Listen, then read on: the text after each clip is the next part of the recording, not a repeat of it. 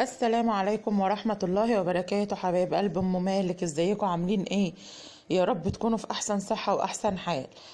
وحشتوني جدا جدا من الفيديو اللي فات. يلا بينا نشوف هنعمل ايه النهاردة. بس قبل ما احنا نخش على الفيديو زي ما احنا متعودين، مش عايزين ننسى الصلاة على النبي. اللهم صل وسلم وبارك عليك يا حبيبي يا رسول الله صلى الله عليه وسلم. صلوا عليه يا بنات. تاني حاجة، لو الفيديو عجبك ما تنسيش تحطي لي لايك وتشتركي في القناة وتفعلي الجرس وتختاري شعار الكل عشان يوصلك كل جديد. بحبكم كلكم في الله، ويلا بينا نخش على الفيديو. معايا هنا بقى هعمل ان شاء الله معاكم كشري الفول الحراتي. اكلة جميلة قوي قوي يا بنات، انا اول مرة اعملها بصراحة. طعمها عجبنا جدا. وان شاء الله ان شاء الله هنزل اجيب كمية فول افرزها عشان خاطر نبقى نعمل الكشري ده. طبعا في البداية انا جبت بصلة حمرتها يعني 3/4 تحمير كده، وحطيت معاها فصين توم.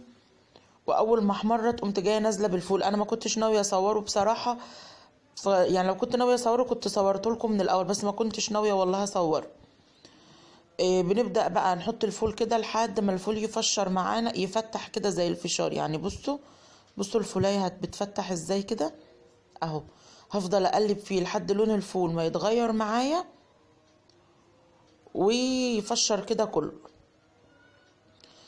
طبعا ما ينفعش تسيبيه وتروحي في حته، يعني لا، افضلي اقفي قلبي فيه كده عشان خاطر ما يتحرقش منك، والبصله ما تتحرقش قوي. زي ما انتوا شايفين معايا الفول لونه بدأ يغير. هضرب بقى طماطمتين 2 بس في الخلاط اهو، ونزلت بيهم وهقلب بقى كويس. طبعا بنحط الطماطم لما لون الفول يغمق معانا كده، ونقلب بقى كويس. وهبدأ بقى انزل بالتوابل بتاعتي اهو. هحط ربع معلقة شطة، وهحط ملح بسيط عشان انا هحط ملح تاني مبهر عشان الاكل ما يحدقش معاكي يعني، ويبقى الاكل حادق، تبقى انت عارفة ايه اللي اتحط علشان تظبطي ايديكي في الملح. ونص معلقة بابريكا، وحطيت الملح المبهر اهو، وحطيت شوية كمون بساط خالص وشوية فلفل اسمر. وهقلب بقى ده كله وهسيبها مع بعضها بس. وحطيت ورق لورا كمان.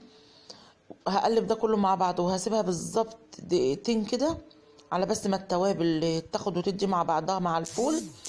واول لما يستوي، اول لما ياخد الغلوتين دول، هكون حاطه الرز وازود بقى مقدار الميه عادي بتاعنا كده زي ما انتوا شايفين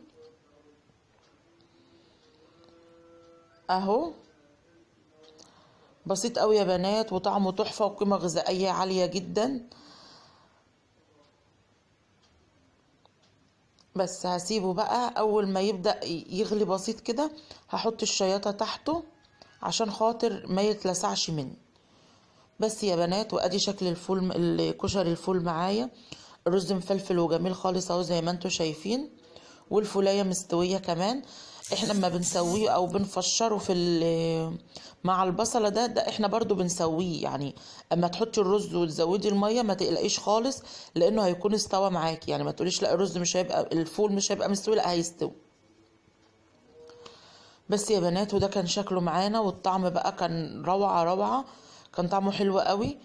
يلا يا بنات، لو اول مره تشوفي القناه بقى حطي لي اللايك للفيديو واشتركي في القناه وفعلي الجرس وعشان يوصلكوا كل جديد. السلام عليكم ورحمه الله وبركاته.